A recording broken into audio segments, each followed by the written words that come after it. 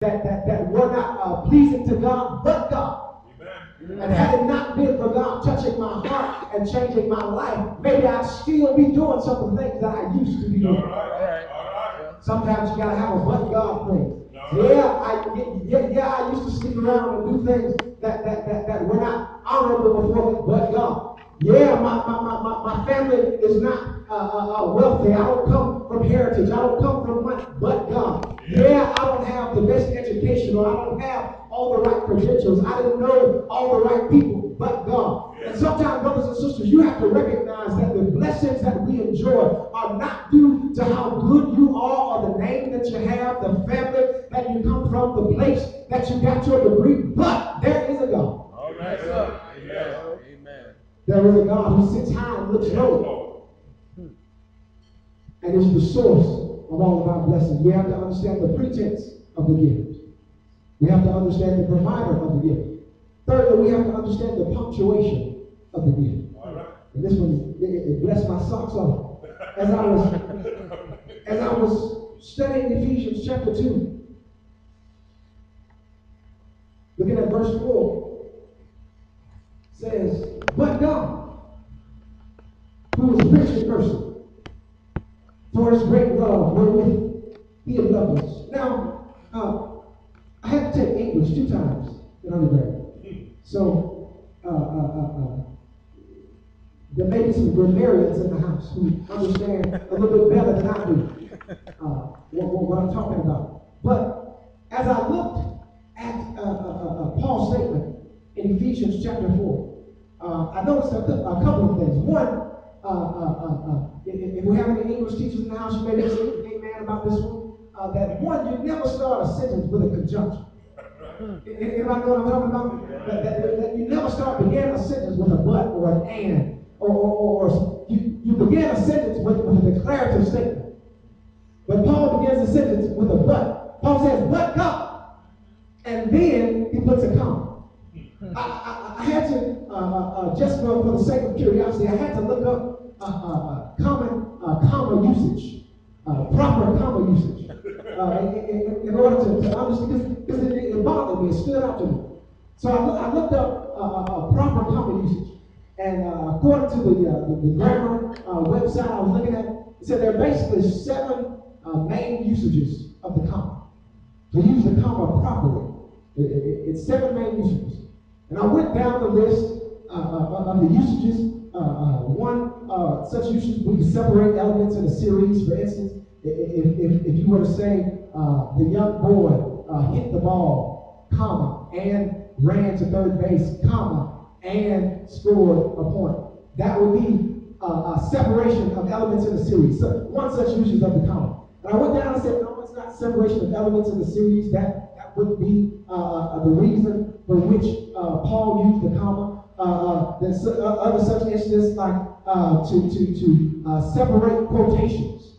You separate a quote. If you're attributing a certain statement to another individual, you separate that statement by placing quotation marks and a comma. I said, no, it's not that. But I got down to the bottom of the list.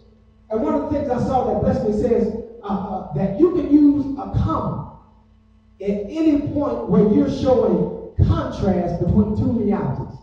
For instance, you could say the puppies are cute, comma, but they are very messy.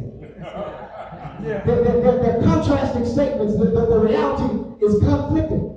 And so what Paul is saying, he says in verses 1 through 3, I talked about how trifling and pusillanimous and how sinful some of us used to be.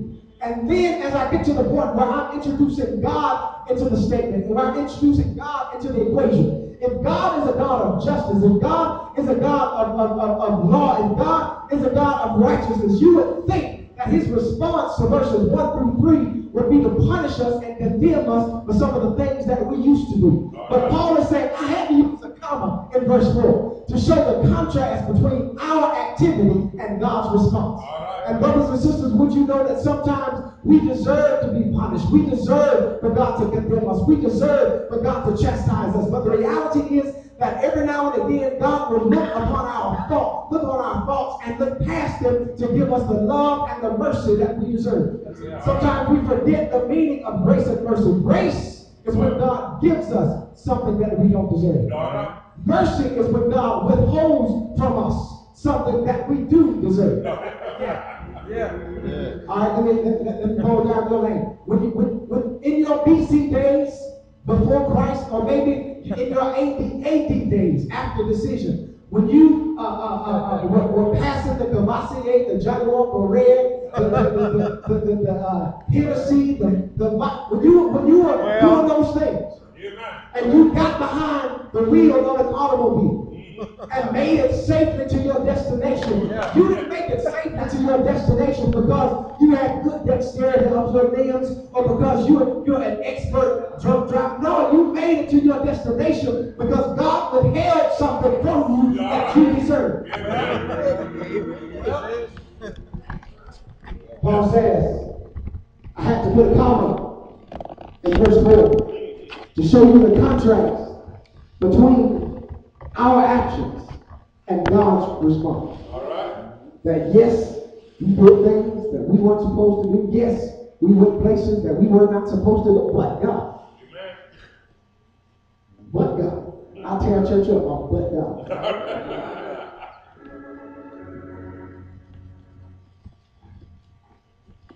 Lastly, we have to understand the plan of God's giving.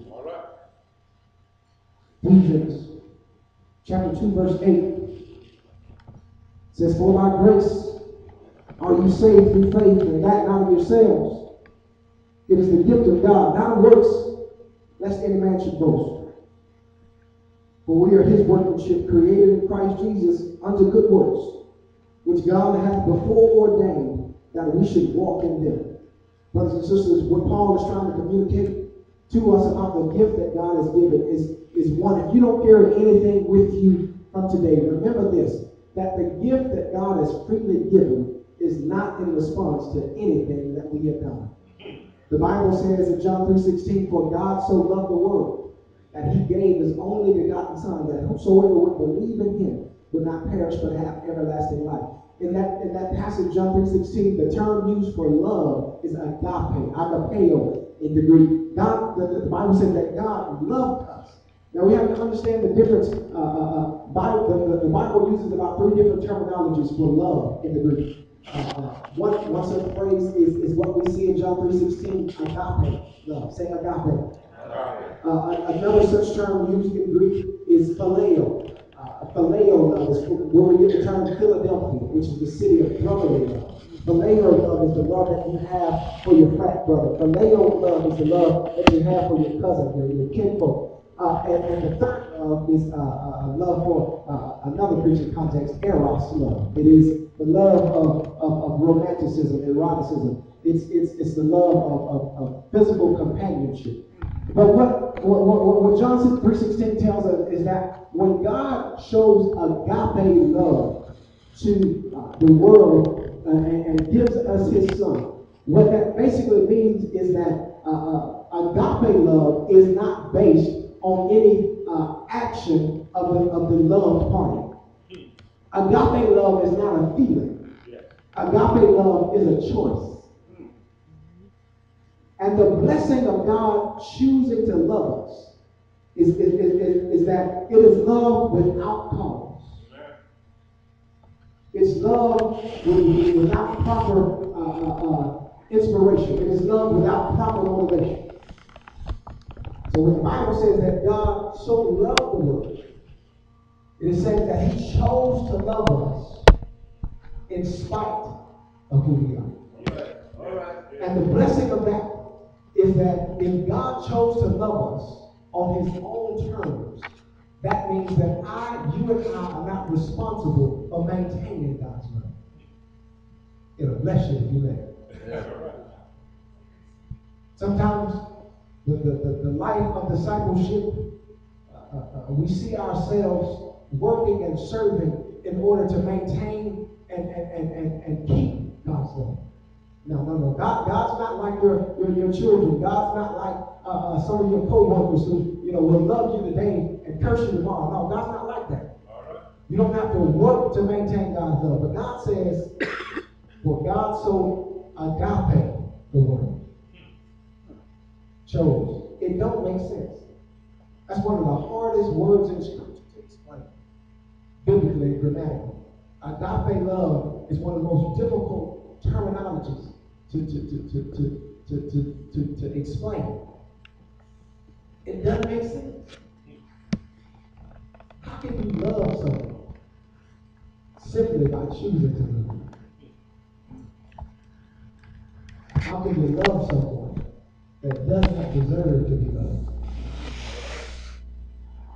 If your child, your son or your daughter, were to bring a young man or a young woman home and say, Mom, Dad, Grandma, Grandpa, this is somebody I want you to meet.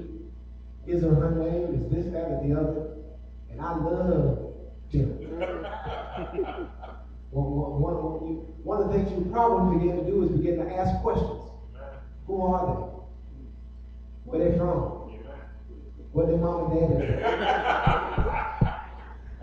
is? Do they have any kids? And one of the things that we'll do is seek to determine if this individual is worthy of the love that my child or my grandchild is giving. But agape love says this: I don't need to know where you've been.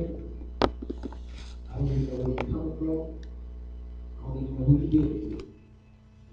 God says, I love you unconditionally. Amen. Amen. Do your charge. And when you receive that, put your hands together and give God praise.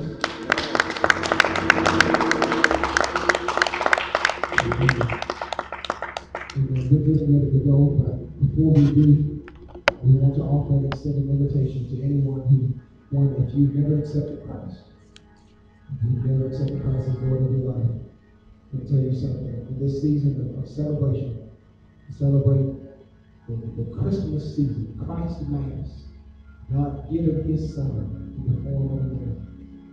Free of charge. It's free. You can't earn it. Can't work for it. It's free. God says, I'm giving you a free gift, the very best gift that anyone could ever give. Relationship with the Father. Through faith in the Son, Jesus Christ. You've never accepted Jesus Christ as Lord of your life. You haven't accepted Jesus Christ, but you've got now a fellowship with the church. You've got a fellowship with the church where you can grow and be fed the Word of God. You want to become a member of a church today. We all extend that invitation. Everybody standing at this time. You want to be saved. You want to be a member of a church. You want to get back reunited with the church. You are part of the church, but you're not growing where you're going. You all going to extend an invitation.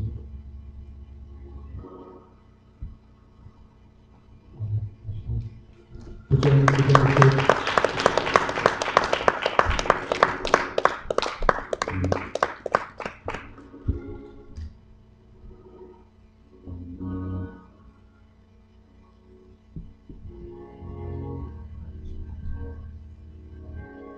Give them a hand, church family.